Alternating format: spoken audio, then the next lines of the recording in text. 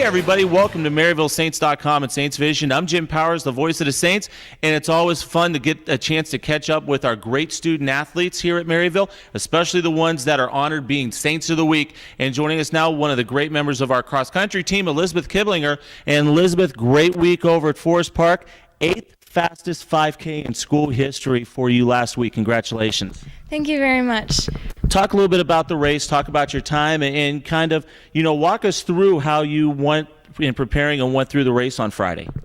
Well, this season has been kind of out of the ordinary since this was our first race, and it was already mid-September. So going into it, I didn't really have expectations, and I just tried to do the best that I could. Are you the type of runner that likes to get out early and get away from the pack, or do you kind of stay back and kind of let other people dictate what you're going to do?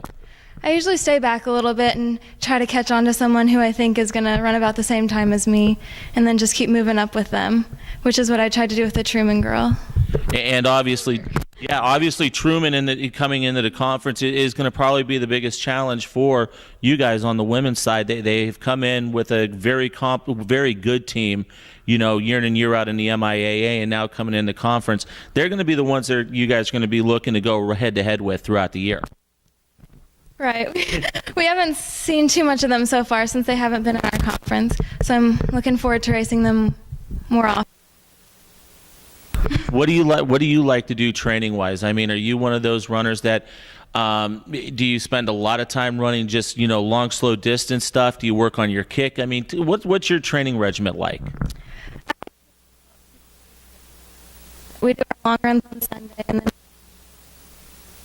always make sure to get in our recovery runs. Talk a little bit about the course over at Forest Park, too. Had a chance to see it on Friday, and then you'll get a chance to run it again for the GLVC Conference Championship. That's got to make you pretty excited, especially setting a school record, the 8th best 5K in school history. Right, it's a great course, and luckily I've been able to run it during high school a couple of times. So I was familiar with the course, and it was dry conditions, which hardly ever happens. And the weather was perfect, so everything just seemed to click. Where'd you go to high school? What are you majoring in? And why did you choose Maryville? I went to high school at Notre Dame in Cape Girardeau, and I'm majoring in elementary and early childhood education here. Awesome. So I chose Maryville because of the education program. They have a great program that gets you in the classrooms early. And I chose Maryville because of the small class sizes and just the welcoming community. Talk a little bit about the juggling act that student athletes have to do, and as a freshman, sophomore, junior, senior, it doesn't matter where you're at, it's always that juggling act between classroom work and being a student athlete and practices. Right, it definitely takes some time management skills. Sometimes it means putting off social activities so you can get some sleep for your race in the morning, or spending extra time in the library, or you get your studies before.